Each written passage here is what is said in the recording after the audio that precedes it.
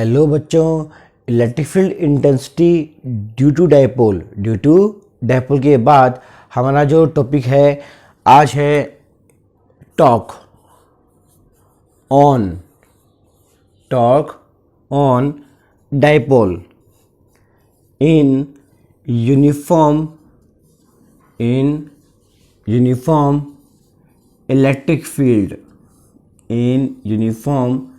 Electric field. ठीक है।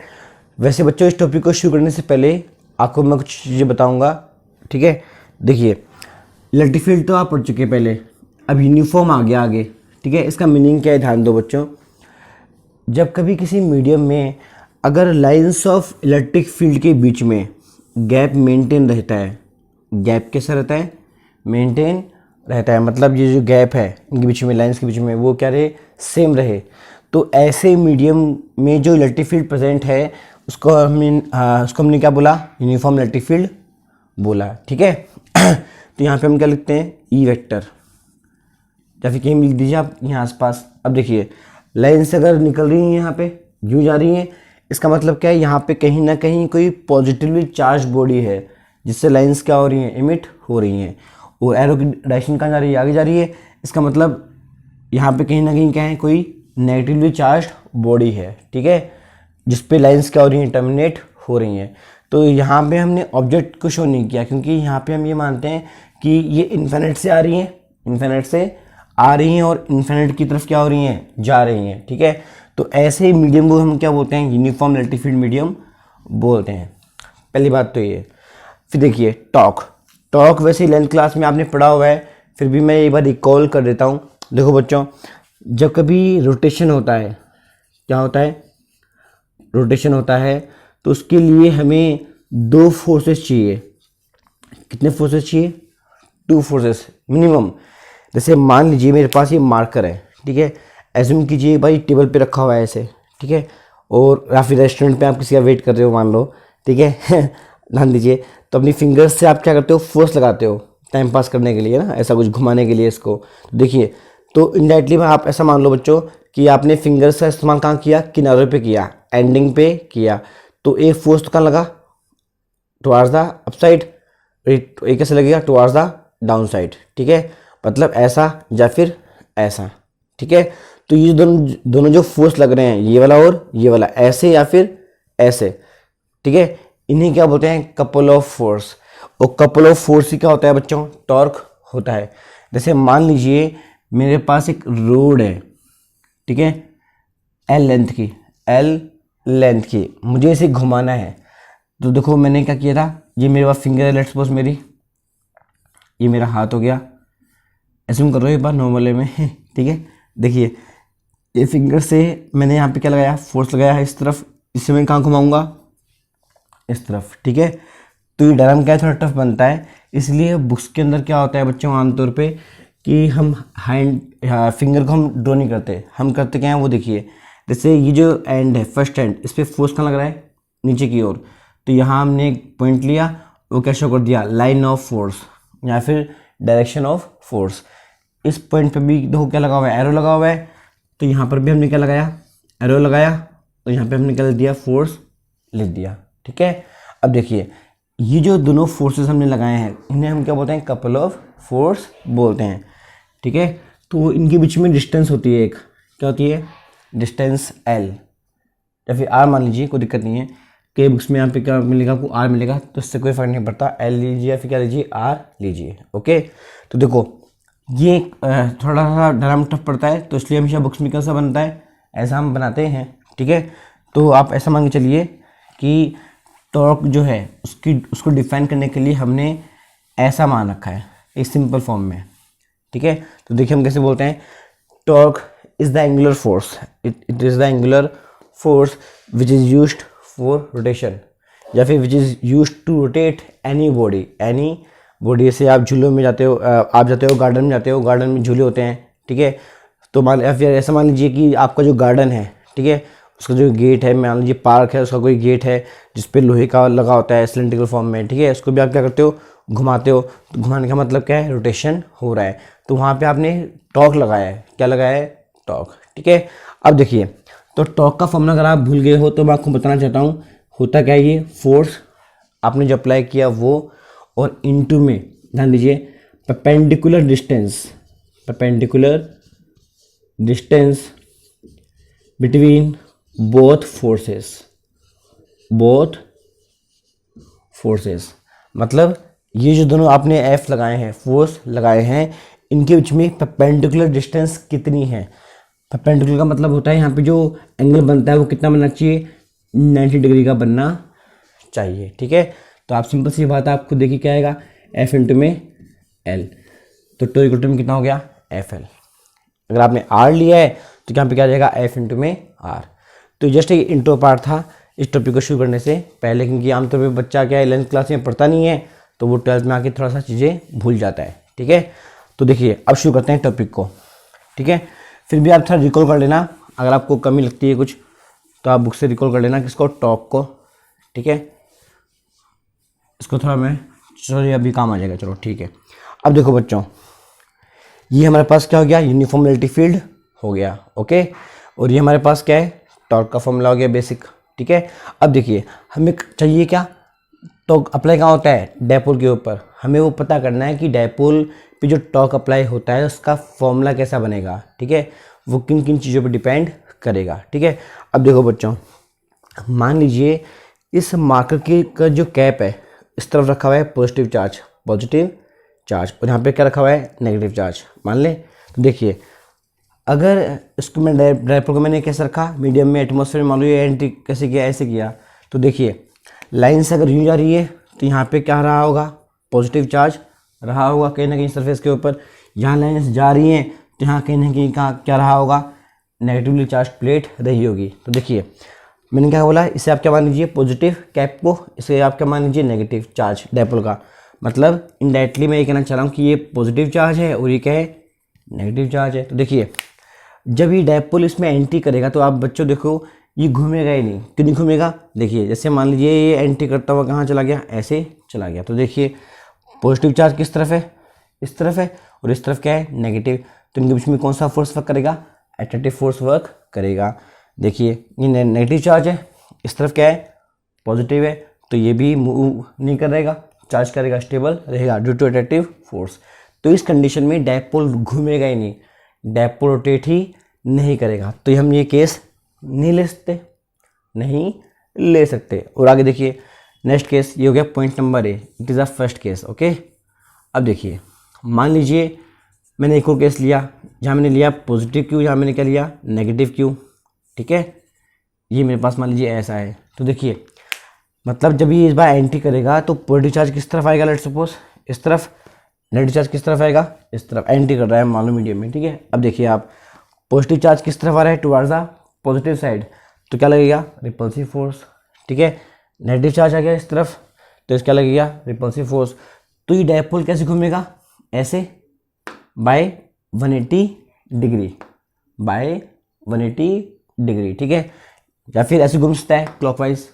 ठीक है, तो मतलब जो भी है इस केस में वो कितना घूमेगा, 180 डिग्री घूमेगा।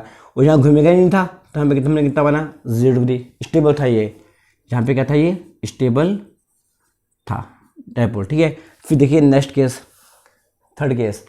अब मान लीजिए डायपोल जो है अपना वो वर्टिकली एंट्री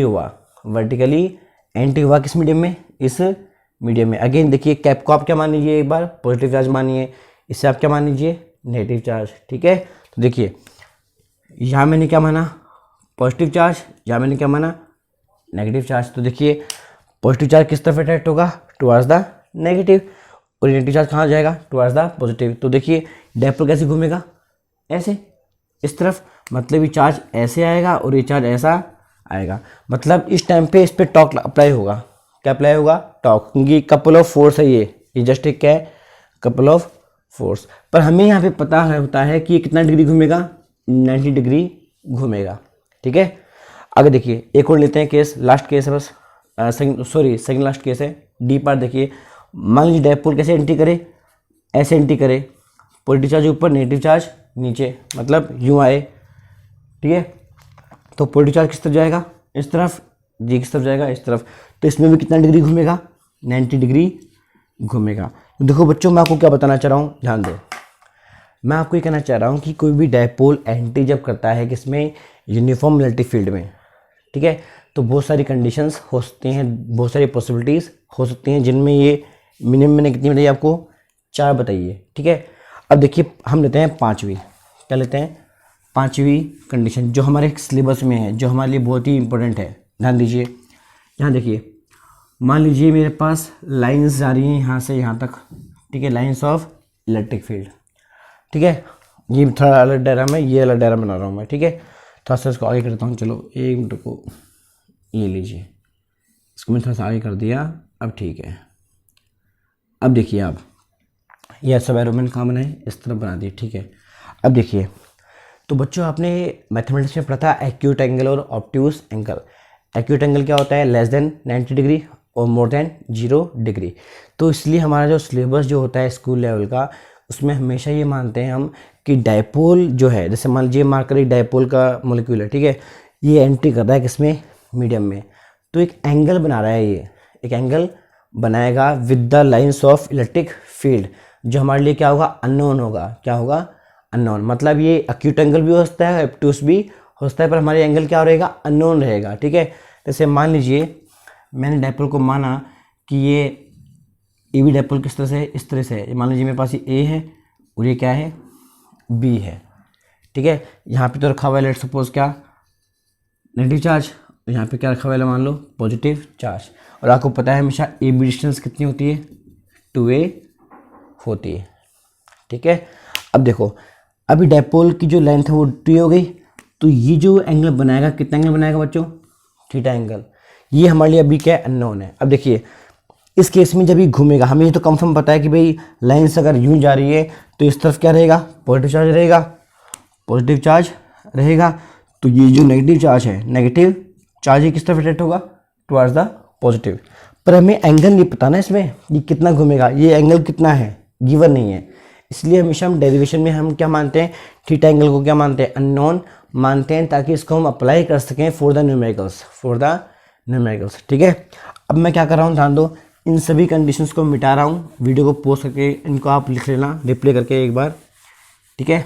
हमारा मेन जो डायग्राम जो होता है इस टॉपिक का वो कौन सा होता है, ये होता है, ऐसा होता है, ठीक है। क्यों होता है आपको मैंने इन्फॉर्म कर दिया, ये रीज़न क्यों है अपने, मतलब ऐसा अपने बुक में क्यों होता है, ठीक है। अब देखिए, देखो बच्चों, मेरा ये मानना है कि हमेशा बेसिक अप्लाई करो हमेशा, ठीक है। कोई भी डायग्राम क्यों बनता है, कैसे बनता है, इसकी हिस्ट्री आप निकालो, अपना माइंड लगाओ, ये ऐसा क्यों होता है, ठीक है। फिर इसके अंदर जब आपके पास सवाल होगा, जवाब होगा, तभी आप आगे बढ़ पाओगे विद द कॉन्फिडेंस, ठीक है। अब आगे देखिए, तो ये मेरे पास ए भी हो गया। अब देखिए यहाँ मेरे पास क्या है, पॉजिटिवली चार्ज कहीं ना कहीं प्लेट रही होगी, यहाँ मेरे पास क्या रहा होगा, नेगेटिवली चार्ज प्लेट रही होगी कहीं ना कहीं। तो देखिए ये नेगेटिव चार्ज किस तरफ अट्रैक्ट होगा, टुवर्ड्स द पॉजिटिव, ठीक है।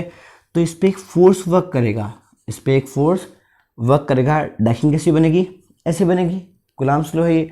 तो मान लीजिए मैंने क्या लिया, F1 लिया, क्या लिया, F1। आगे देखिए यहाँ पे कहीं ना कहीं नेगेटिव चार्ज रहा होगा फ्यूचर में, ठीक है, आगे मतलब लॉन्ग डिस्टेंस पे। और जो पॉजिटिव चार्ज है इस पर क्या लगेगा, अगेन इस पर अट्रैक्टिव फोर्स लगेगा। तो ये इसकी किसकी तरफ अट्रैक्ट होगा, टुवर्ड्स द नेगेटिव चार्ज। तो इस पर जो फोर्स लगा, मान लीजिए मेरे पास कितना है, F2 है। तो देखिए अब इसको थोड़ा सा मैच कीजिए किससे, इस डायग्राम से, किससे, इस डायग्राम से। ये देखो सेम फिनोमेना ऐसा आ रहा है, ठीक है। अब देखिए, अब बात करते हैं इन फोर्स की वैल्यू कैसी होगी, वैल्यू कैसी होगी। तो देखो बच्चों, आप लोग ये पढ़ चुके हो electric field intensity. Electric field intensity जो था ये हमारे पास था E इक्वल टू में कितना, F पॉन में कितना, Q, ठीक है। यहाँ से मेरे पास F कितना आएगा, Q इंटू में E। तो यहाँ पे जो चार्ज है वो कितने चार्ज है, 2 चार्ज है, पॉजिटिव चार्ज और नेगेटिव चार्ज। तो ये फॉर्मूला कितनी बार अप्लाई होगा, 2 बार अप्लाई होगा। तो देखिए कैसे लिखेंगे, force on positive charge, force on positive charge equal to कितना आएगा, प्लस का QE। तो देखिए पॉजिटिव चार्ज किस तरफ है, इस तरफ है। आपने इस फोर्स को क्या माना है, F2 माना है, तो इक्वल टू में कितना आ जाएगा, F2 आ जाएगा। आगे देखिए फोर्स ऑन नेगेटिव चार्ज, यहाँ पे क्या इतना आ जाएगा F1, और यहाँ पे कितना आएगा माइनस का QE। तो देखिए अब जैसे अपने लास्ट वीडियो में पढ़ा था electric field intensity due to dipole, तो उसमें हमने क्या किया था, इन दोनों चार्जेस की इंटेंसिटी को हमने क्या किया था, ऐड किया था। तो यहाँ पे हम आज फोर्स की बात कर रहे हैं, तो क्या जाएगा नेट फोर्स, क्या जाएगा नेट फोर्स F। तो इन दोनों फोर्स को हम क्या कर देंगे, ऐड कर देंगे, ठीक है। तो बच्चों आप पाओगे पॉजिटिव QE और माइनस QE से आंसर कितना आ जाएगा, 0 आ जाएगा। यानी जब आप ऐड करोगे तो ये दोनों कैंसिल आउट हो जाएंगे। तो देखो बच्चों बोर्ड एग्जाम में इस पर क्वेश्चन हमेशा बनता है कि यूनिफॉर्म इलेक्ट्रिक फील्ड मीडियम में किसी भी डायपोल पर इलेक्ट्रिक फोर्स की वैल्यू कितनी होती है, नेट इलेक्ट्रिक फोर्स की वैल्यू कितनी होती है। तो हमेशा आप ध्यान रखिए 0 होती है, ठीक है, 0 होती है, ठीक है। तो देखो बच्चों अब हम बात करते हैं टॉर्क की, किसकी बात करते हैं, टॉर्क की, ठीक है। ये बहुत ही इंपॉर्टेंट फैक्ट है, इसे आप नोट करना अपने नोट्स के अंदर, ठीक है। इस पर क्वेश्चन आया हुआ है 1 मार्क्स के अंदर। आजकल तो इस साल से तो आपको पता है 2020 से जो अपना जो NCERT जो सिलेबस है उसमें भी MCQs आने लग गए हैं। तो MCQs में भी आपसे ये बात पूछ सकता है वो, ठीक है। आगे देखिए अब बात करते हैं बच्चों टॉर्क की। टॉर्क अब आएगा मेन हमारा जो VIP पर्सन है, ठीक है। देखिए टॉर्क क्या था, वहाँ से उठाओ फॉर्मूले को, F इंटू में कहता है परपेंडिकुलर डिस्टेंस या फिर perpendicular length between the line of forces, ठीक है। अब देखो बच्चों इस डायग्राम को जरा ना इजी वे में लेके आओ आप, इजी वे में। ये देखो कुछ ऐसा लग रहा नहीं लग रहा आपको कि जैसे यहाँ पे एक फोर्स वर्क कर रहा है F1, इस पॉइंट से एक फोर्स जा रहा है F2, और ये पूरा डिस्टेंस कितनी है यहाँ से यहाँ तक A B, और यहाँ पे एंगल फॉर्म हो रहा है ऐसा, ठीक है। तो देखिए ये कुछ ऐसा है ही नहीं है, ऐसा है। अब देखिए तो नॉर्मल फॉर्मूले में क्या होता है, दोनों फोर्स के बीच में परपेंडिकुलर डिस्टेंस काम में आती है यहाँ पे, ठीक है। देखिए एक फोर्स यहाँ जा रहा है, एक फोर्स यहाँ जा रहा है, दोनों कैसे हैं, एंटी पैरेलल वेक्टर है। क्या है, एंटी पैरेलल वेक्टर है। तो देखिए या तो इस पॉइंट से आपने क्या ड्रॉ किया, परपेंडिकुलर ड्रॉ किया, और इस पॉइंट को मैंने बाय ज्योमेट्री कहाँ बढ़ाया, आगे बढ़ाया। तो मान लीजिए मेरे पास यहाँ पे क्या है, पॉइंट P है, मान लें एक बार। तो देखिए बच्चों थोड़ा दिमाग लगाइए हल्का सा, ऐसा होने से ध्यान दो क्या हो जाएगा कि जो B है और ये मेरे पास जो P है, तो F2 तो कहाँ से इमर्ज हो रहा है, पॉइंट B से, और F1 वैसे इमर्ज कहाँ से हो रहा है, A से, पर बाय ज्योमेट्री इसको हम कहाँ से मान सकते हैं, पॉइंट P से। तो पॉइंट P से हम कहाँ शो करेंगे, F1 को हम शो कर सकते हैं। तो देखिए इसका मतलब क्या हुआ, बेसिक थ्योरी के मुताबिक, ये बेसिक थ्योरी थी किसकी, 11th क्लास की, इसके मुताबिक हमें निकालना क्या है, BP को फाइंड आउट करना है, ठीक है। तो देखिए BP जो है बच्चों ये सामने किसके आ रहा है, थीटा एंगल के, ठीक है। तो ये क्या हो गया, परपेंडिकुलर हो गया। परपेंडिकुलर के आपको पता है क्या होता है, H इंटू में साइन थीटा। तो BP कितना जाएगा, 2A, H कितना है 2A, तो 2A साइन थीटा, ठीक है। तो देखो बच्चों इस तरीके से देखो बच्चों होता क्या है, टॉर्क इक्वल टू कितना हो जाएगा, F इंटू में कितना BP, इस फॉर्मूले को अप्लाई करोगे तो फिर F का बेसिक फॉर्मूला कितना रख दोगे, QE, अभी हमने थोड़े पहले लिखा था। फिर BP कितना हो जाएगा, 2A साइन थीटा। अब देखो बच्चों बहुत ही कॉमन सेंस वाली बात है, छोटी सी बात है, 2A भी है और Q भी है, तो इसमें हम दोबारा क्या अप्लाई कर सकते हैं, डेफिनेशन ऑफ डायपोल मोमेंट, जो कैसा होता है, स्मॉल p होता है, इंटू में क्या आएगा E, तो कैपिटल E साइन थीटा, ठीक है। तो ये बन गया हमारे पास क्या, फॉर्मूला किसका, टॉर्क का, जो अप्लाई कहाँ होता है, डायपोल के ऊपर, ठीक है बच्चों। तो बच्चों इस तरह से आप टॉपिक को ढंग से समझो, पढ़ो, डायग्राम क्यों बनता है क्यों नहीं बनता है, ठीक है। अब देखो ये हमारे पास जो बच्चों फॉर्मूला आया है PE sine theta, PE sine theta, ये भी स्केलर फॉर्म में है, किस में है, स्केलर फॉर्म में है। इसे हम लिख सकते हैं वेक्टर फॉर्म में। कैसे लिखेंगे, ध्यान दीजिए, आपने पढ़ा था 11th क्लास में, साइन थीटा किस में आता है, क्रॉस प्रोडक्ट के अंदर, और cos थीटा किस में आता है, डॉट प्रोडक्ट के अंदर। जहाँ PB वेक्टर क्वांटिटी है, EB कैसी क्वांटिटी, वेक्टर क्वांटिटी है, तो क्या आएगा, P vector cross E vector, जहाँ पे क्या जाएगा, एरो। तो देखिए इसको आप ओपन कीजिए, ए वेक्टर क्रॉस बी वेक्टर आप पढ़ चुके हैं, ए का मॉडुलस बी का मॉडुलस साइन थीटा इंटू में एन कैप, याद आया। तो यहाँ पे क्या बनेगा, पी का मॉडुलस ई का मॉडुलस और साइन थीटा इंटू में एन कैप, ठीक है, ये बात है। तो इस तरीके से बच्चों ये हमारा टॉपिक पूरा हो गया। और आप चाहें तो इसमें केसेस भी ले सकते हैं, केसेस देखिए साइन थीटा है, थीटा एंगल है, यहाँ देखो बच्चों सिंपल सी बात है, थीटा क्या होगा, angle between P and E. भाई जैसे आप पढ़ते हो वेक्टर फॉर्म में A vector cross B vector, तो क्या आता है A B sine theta N cap. तो थीटा किसके बीच में होता है, ए वेक्टर और बी वेक्टर के बीच में ना। तो देखो सेम कंसेप्ट है, थीटा किसके बीच में आएगा, पी और ई के बीच में आएगा। तो देखो बच्चों ई किस तरफ है, इस तरफ है, ये पूरी लाइंस किसकी हैं, इलेक्ट्रिक फील्ड की हैं, इलेक्ट्रिक फील्ड की हैं ये पूरी लाइंस, तीनों लाइंस। फिर बचा क्या, पी, पी की डायरेक्शन हम पढ़ चुके हैं पहले कैसे होती है, नेगेटिव से पॉजिटिव की तरफ। नेगेटिव कहाँ है, ये रहा, पॉजिटिव कहाँ है, ये रहा। तो आप देखिए यहाँ पे मेरे पास क्या बनेगा, पी वेक्टर बनेगा। तो इनडायरेक्टली बच्चों हम कैसे समझते हैं, ध्यान दीजिए कि पी वेक्टर कहाँ जा रहा है, अलॉन्ग दिस, और ये वेक्टर कहाँ जा रहा है, इस तरफ जा रहा है। तो यहाँ पे मेरे पास क्या बनेगा, ई वेक्टर, यहाँ मेरे पास क्या बन जाएगा, एंगल थीटा, ठीक है। तो ये जो डायग्राम है ये इसको शो करता है, इस फॉर्मूले को शो करता है इनडायरेक्टली, ठीक है। तो केसेस को आप कर लेना बुक से, कोई दिक्कत वाली बात नहीं है, केसेस इतने ज़रूरी भी नहीं था, मेनली इस पर न्यूमेरिकल आते हैं मेनली इस पर क्या आते हैं, न्यूमेरिकल आते हैं, ठीक है। तो बच्चों इस पार्ट के बाद हम नेक्स्ट टॉपिक पढ़ेंगे नेक्स्ट वीडियो के अंदर, गाउस लॉ और इलेक्ट्रिक फ्लक्स। उससे पहले क्या आएगा, इलेक्ट्रिक फ्लक्स आएगा, उसके बाद हम क्या पढ़ेंगे, गाउस लॉ। बहुत ही इंपॉर्टेंट टॉपिक है बच्चों, गाउस लॉ का बहुत बड़ा यूज़ है कॉलेज लेवल पर भी और आपके स्कूल लेवल के ऊपर भी। और फाउंडेशन एग्ज़ाम में ऐसा, फाउंडेशन जो एग्ज़ाम होते हैं अपने आईआईटी के, इनमें ऐसा होता ही नहीं कि साहब गाउस लॉ पे न्यूमेरिकल्स नहीं आए, ठीक है। गाउस लॉ बहुत ही इंपॉर्टेंट है, जैसे हमारा कूलॉम्स लॉ था, ठीक है। आप ध्यान रखिए हमेशा, इलेक्ट्रोस्टैटिक्स जो फील्ड होती है फिर इसकी, ये बहुत ही इंपॉर्टेंट फील्ड है, ठीक है, ओके। तो ये टॉपिक आपका पूरा हो चुका है। नेक्स्ट वीडियो में हम पढ़ेंगे क्या, इलेक्ट्रिक फ्लक्स और गाउस लॉ। तो बने रहिए हमारे साथ, और आपको जहाँ भी डाउट्स आते हैं तो ये आप मेरे व्हाट्सअप नंबर है, मुझे बताइए, आपकी प्रॉब्लम्स शेयर कीजिए, मैं आपको सोल्यूशन दे दूँगा।